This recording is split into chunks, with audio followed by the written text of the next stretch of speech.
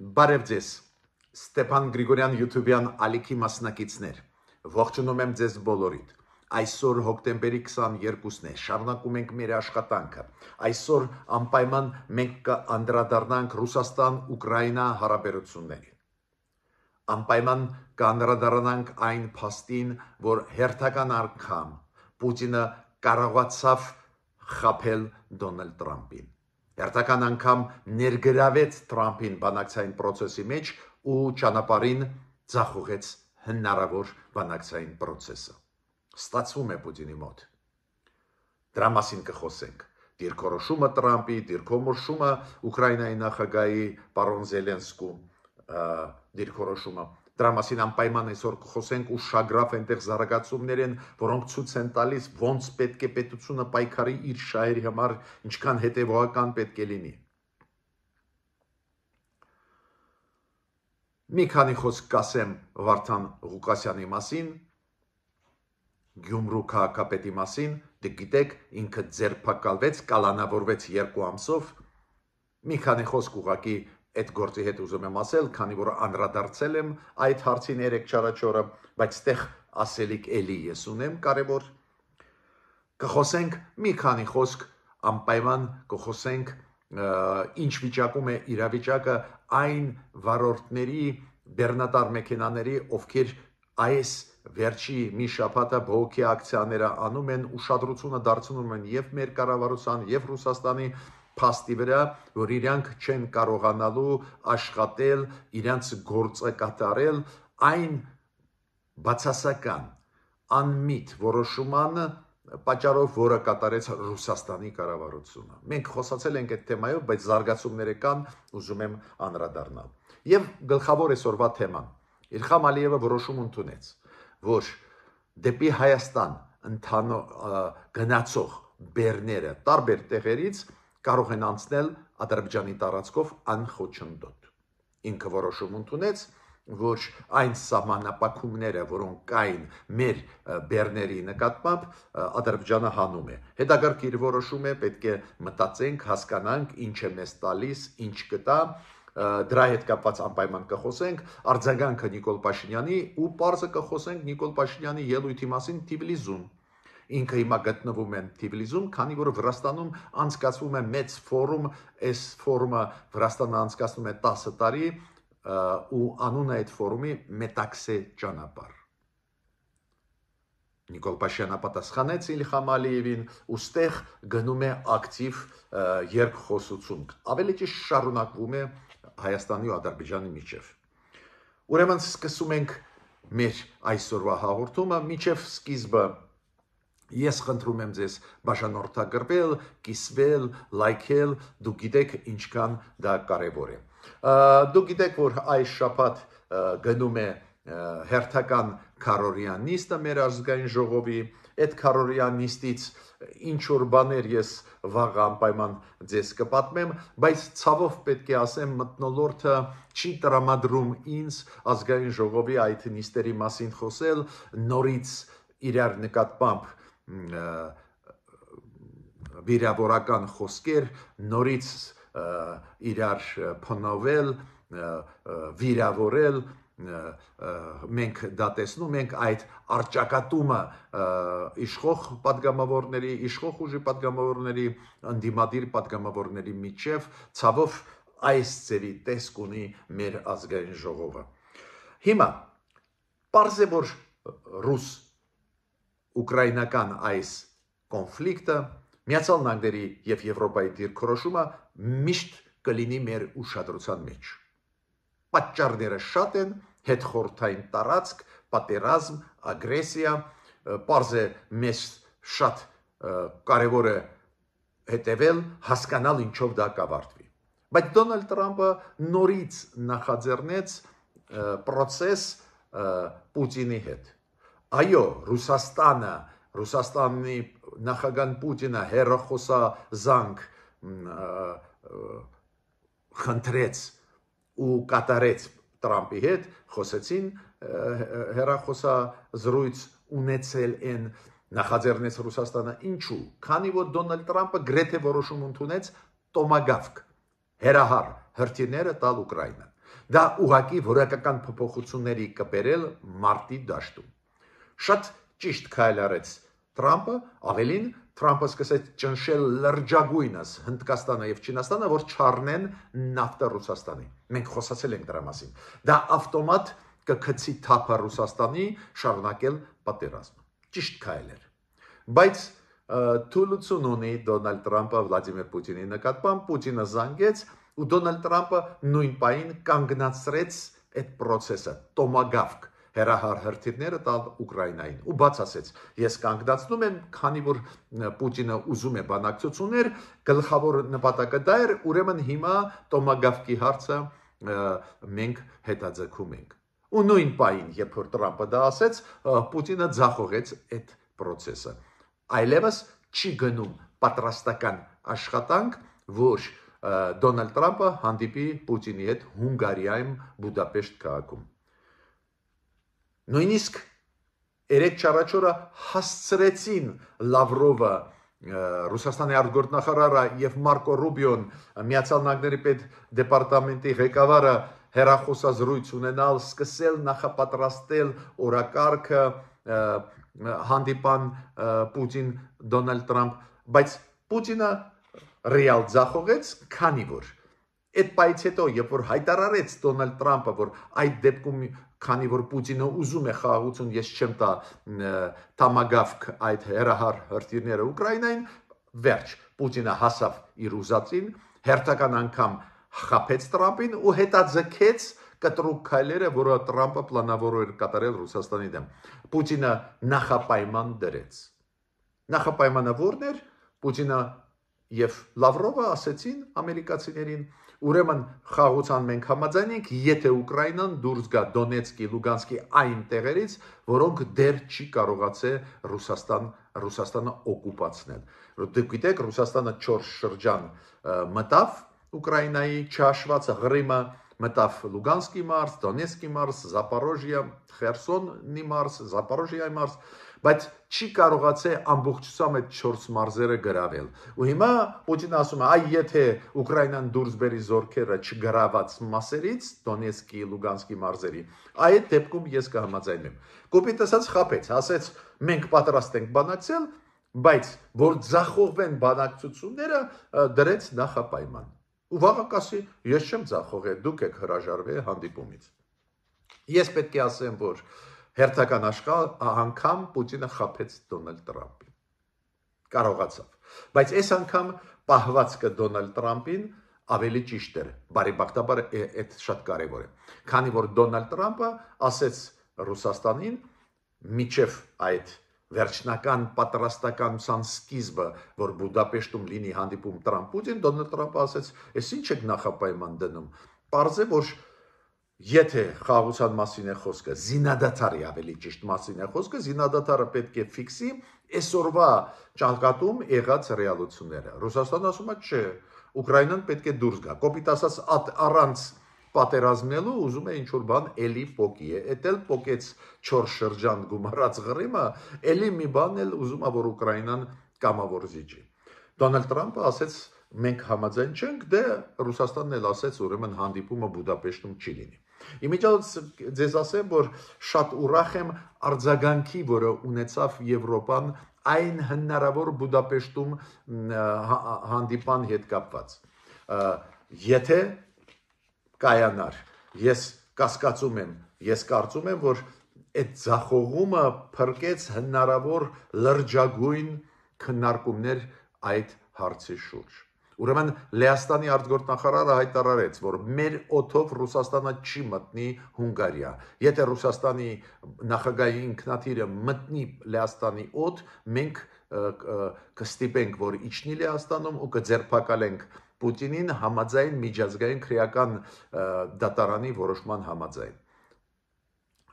Դա շատ լուրջ հայտարարություն էր։ Շատ լուրջ հայտարարություն արեց Ֆրանսիայի արտգործնախարարը, ինքը ասեց Եվրոմիության տարածք ուզում է մտնել Պուտինը առանց խաղաղության։ Մենակ մի դեպքում ինքը կարող է մտնել, եթե ի սկզբանե ինքը կասի, որ զինադադար կհաստատի։ Շատ ճիշտ մոտեցում էր դա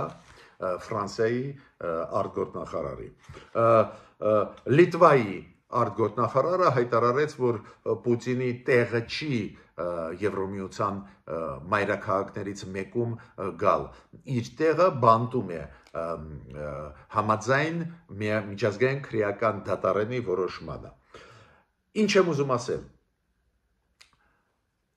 Ռեակցիան, արձագանքը Եվրոպայի, որ պետք է Բուդապեշտում կայանա հանդիպում, շատ բացասական են։ Այո, Օրբանը ասեց, հա, մենք կընդունենք, մենք պատրաստ ենք, բայց ցավոտ ընկալեցին եվրոպացիները։ Քանի որ իրոք Պուտինը սկսեց մեծ պատերազմ, Պուտինին միջազգային քրեական դատարանը ճանաչեց որպես միջազգային ռազմական հանցագործ ու պարզ է, որ տրամաբանություն չկալ Բուդապեշտում հանդիպել, չնայած որ Բուդապեշտում Օրբանը պատրաստ էր ընդունել Պուտինին։ Մյուս հարցը, իմիջիայլոց ստեղ պետք է ասեմ նաև Եվրոմիությունը ասեց, որ Հունգարիան պարտավոր է կատարել միջազգային քրեական դատարանի որոշումը ու ձերբակալել Պուտինին։ Այստեղ պետք է ասեմ, որ համատեղ հայտարարություն արեցին գրեթե բոլոր եվրոպական երկրների նախագահները, նաև այդ թվում Ֆրանսիայի նախագահան, Իտալիայի վարչապետ, Գերմանիայի, Մեծ Բրիտանիայի, իրանք համատեղ հայտարարություն արեցին, որտեղ ասեցին, որ ողջունում են Դոնալդ Տրամպի ձգտումը, որ զինադադար հաստատվի, իրանք կոչ են անում, որ այս զինադադարը զուգակցվի արդար խաղաղությամբ, արդար ճանապարհով հասած խաղաղությանը ու ասեցին, որ գլխավոր կետը այս հանդիպան պետք է լինի այսօրվա ճակատում եղած շփման գիծը ֆիքսել, այլ ոչ թե ինչ որ զիջել, ինչ որ տարածքնել Պուտինին։ Շատ կարևոր է, տեսակ դաշնակիցները Ուկրաինային ոնց ազնիվ սկզբունքային դիրքորոշում ունեն։ Պարզ է, որ եւ Եվրոպան շատ ցավոտ ընդունեց այդ որոշումը Բուդապեշտում հանդիպան հետ կապված Պուտինի եւ Տրամպի միջև եւ Եվրոմիության տարբեր երկրներ պահանջեցին, որ Ռուսաստանը եթե գալիս է պետք է զինադադար ստորագրի։ Սկզբունքային մոտեցում, սկզբունքային ի պատիվ Տրամպին ինքը գտնվեց ու ասեց, որ Պուտինին, որ զինադադար կլինի այն շփանդ գծում, որը կա ռեալ այսօր հողի վրա, ոչ մի զիջում Ուկրաինան չի անի։ Պարզ է Ռուսաստանը իր կողմից շահեց ժամանակ, տոմոգավ դեռ չի տալիս Տրամպը Ուկրաինային, միջդեռ պլանավորում էր մի շաբաթ առաջ գրեթե 100%-ով տալ, շահեց Պուտինը ու տապալեց այս խաղաղության process-ը ամբողջությամբ։ Դա է պատճառը, որ եկավ ինֆորմացիա, դա երեք էր, որ պատրաստական աշխատանքները Բուդապեշտում հանդիպան հետ կապված Պուտին-Տրամպ դադարեցվել են։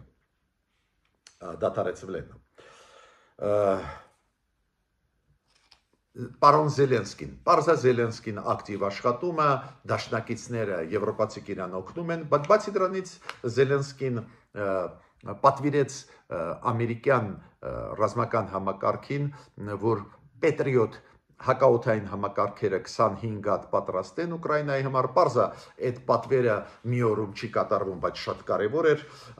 Զելենսկին նորից բարձրացրեց հարց տոմոգավկերի հետ, տոմոգավկ հերահար հրթիռների հետ կապված, պարզ է Տրամպը հիմա ասեց, մենք սպասում ենք հանդիպում Պուտինի հետ ու հետաձգեց, բայց Զելենսկին նորից այդ հարցը բարձրացրեց, դա էլ շատ կարևոր է։ Լուրջ process-ներ են գնում, ուստեղ մենք տեսնում ենք բարիբախտաբար Տրամպը հիմա ամբողջությամբ չի կատարում այն, ինչ ուզում է Պուտինը։ Մյուս կողմից դա բարիբախտաբար է, բայց դժբախտաբար Պուտինը նորից շահեց ժամանակ ու ճնշումը իր վրա թուլացավ, քանի որ ինքը հեռախոսազանգով Տրամպին շահագրգռեց, Տրամպը մի քիչ փափկացրեց իր դիրքորոշումը, հետո էլ Պուտինը հետ կանգնեց։ Հիմա մի քանի խոսք ուզում եմ ասել Վարդան Ղուկասյանի մասին, մարդուն, ով Գյումրու քաղաքապետ էր, դուք գիտեք այս աղմուկը կապված իր կալանավորման հետ, իր հետ կապված, աղմուկ կապված հնարավոր կոռուպցիոն ռիսկերի հետ, մեծ աղմուկ, իշխանությունները մեծ աղմուկով Իրան Գյումրուց բերեցին հակակոռուպցիոն կոմիտե, հետո հակակոռուպցիոն դատարանը 2 ամսով կալանավորեց Վարդան Ղուկասյանին, մեծ process է, պարզ է, միջև դատարանը չճանաչի իրան մեղավոր, պարզ է, մենք չենք կարող ասել այդ կոռուպցիոն ռիսկը համապատասխանում է իրականության թե ոչ, բայց այնուամենայնիվ ես կարող եմ ասել մեկ բան, այ ռուսերեն ասում են դայգրալսը, то есть կամ խաղաց հայտարարություններ քաղաքական արեց, որը չի մտնում Գյումրու քաղաքապետի լիազորությունների մեջ, հիշում եք Վարդան Ղուկասյանը խոսում են հայ-թուրքական հարաբերությունների մասին, ռազմաբազայի կարևորության մասին Ռուսաստանի, չգիտեմ, Բելարուս-Ռուսաստան դաշինքի մասին, то есть մտավ այն դաշտերը, որը ընդհանրապես իրա չեն, քաղաքապետը Գյումրու, կոնկրետ Գյումրու հարցերով պետք է զբաղվի, հետո էլ ասեց ինձ հետապնդում են, հետո հիշում եք իր կոշտ ձևակերպումները մարդկանց նկատմամբ, ովքեր պրոդեմոկրատական, պրոեվրոպական ուղղվածություն ունեցող, այդ ամեն ինչը պետք չէր, պետք է կենտրոնանալ Գյումրու աշխատանքի վրա։ Հիմա էլ այս սաղ պատմությունից հետո դա ավարտվեց նրանով, որ իրան կալանավորեցին 2 ամսով։ Նորից կրկնում եմ, պետք է սովորենք մենք բոլորս մեր մանդատի շրջանակներում աշխատել։ Խոսքը գնում է եւ պաշտոնյաների մասին, եւ եկեղեցու մասին, եկեղեցու գործը չի քաղաքական դաշտ մտնել։ Առաջացան լիքը խնդիրներ։ Հիմա քաղաքապետը պետք է զբաղվի քաղաքի հարցերով, այլ ոչ թե նրանով ռազմաբազանը Ռուսաստանի կմնա, Գյումրիում թե չի մնա։ Ու դա ավելորդ լարվածություն է մտցնում մեր ներքին կյանքի մեջ։ Մյուս հարցը, դուք գիտեք, որ մեր վարորդները բեռնատար մեքենաների, ովքեր բեռները տանում, բերում են, տեղափոխում են Հայաստանից Ռուսաստան, Ռուսաստանից Հայաստան, իրանք բողոքում են հայտնի ճանաչված խնդրեմ է, որը ստեղծեց Ռուսաստանը վերջի ժամանակներս, հիմա իրանք տարեկան կարող են միայն 90 օր մտնել Ռուսաստան դուրս գան, այլ ոչ թե 140 օր, որը կար միջ այդ։ Դա պարզ է հերիք չի, դա սահմանափակում է իրենց իրավունքը աշխատել, միջդեռ ԵԱՏՄ-ն դա ընդհանուր շուկա է, իրանք իրավունք ունեն ազատ մտնել Ռուսաստան դուրս գալ ինչքան ժամանակ ուզում են։ Այդ արհեստական սահմանափակումները մտցրեց Ռուսաստանը։ Հիմա իրանք բողոքում էին, հետո նույնիսկ դեպի Բագրատաշեն, դեպի Բավրա ճանապարհները փակում էին, որ մեր կառավարությունը էլ ավելի ուշադիր լինի իրանց հոգսերի նկատմամբ։ Շատ ուրախ էի, որ տեսա, որ այդ ամսի 29-ներ իրանք նաև բողոքի ակցիա արեցին Ռուսաստանի դեսպանատան դիմաց։ Ինչի ուրախ եմ, քանի որ Ռուսաստանի որոշումներն էին, որ իրանց աշխատանքի իրավունքները ոտնահարվեցին ԵԱՏՄ-ի այդ գոտու շրջանակներում, որ Ռուսաստանի դեսպանն էլ գրի Մոսկվա, որ այդ մարդիկ բողոքում են։ Բայց նորությունը նրանում է, որ ամսի հոկտեմբերի 24-ին Հայաստանի կառավարությունը նախաձեռնել է քննարկում այդ հարցի ԵԱՏՄ-ի շրջանակներում Մոսկվայում։ ԵԱՏՄ-ի ինստիտուտները Մինսկում եւ Մոսկվայում են ու Մոսկվայում մեր ներկայացուցիչները ԵԱՏՄ-ի շրջանակներում նախաձեռնում են այս քննարկումը մեր վարորդների իրավունքների հետ կապված ԵԱՏՄ-ի շրջանակներում ու այդ շրջանակներում առաջի հերթին դա պետք է լուծվի մեր պաշտոնյաները ասում են նաև Ռուսաստանի հետ ուղղակիորեն կան բանակցությունները որ այդ որոշումը փոխվի ու ասում են որ շանս կա հնարավորություն կա որ փոխվի իմ ասածը շատ հասարակ է Ռուսաստանից ինչքան կարելի է շուտ պետք է հեռանալ այն իմաստով, որ Ռուսաստանը չի կատարում իր պարտավորությունները։ Այս հարցը ոչ թե մեր վարորդների խնդիրը կամ Հայաստանի կառավարության, այլ պարտավորությունն է Ռուսաստանի ԵԱՏՄ-ի շրջանակներում, որը ինքը խախտեց։ Հիմա կարևորագույն հարցի մասին դուք գիտեք Իլհամ Ալիևը հայտարարեց, որ երեք Իլհամ Ալիևը Ադրբեջան նախագահ հայտարարեց, որ անպայման տրիպ այդ Թրամփի ու ծրագիրը կիրականացվի ու ինքը նույնիսկ ասեց կիրականացվի մինչև 2028 թիվ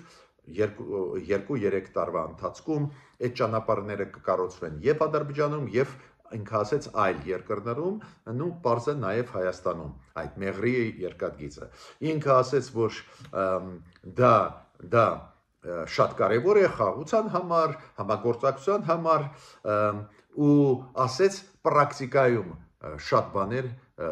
հիմա կիրականացվեն։ Օրինակ ինքը ասեց, որ Ադրբեջանը հանում է ցանկացած սահմանափակում այն բեռների, որոնք տրանզիտով Ադրբեջանով կմտնեն Հայաստան։ Ասենք կմտնեն Վրաստան, հետո Հայաստան։ Դες ցանկացած բեռներ, որոնք հայկական ծագում ունեն կամ Հայաստանի հետ են կապված բերվում են Հայաստան դրսից, Ադրբեջանով կարող են անցնել սահմանափակումները ինքը հանեց։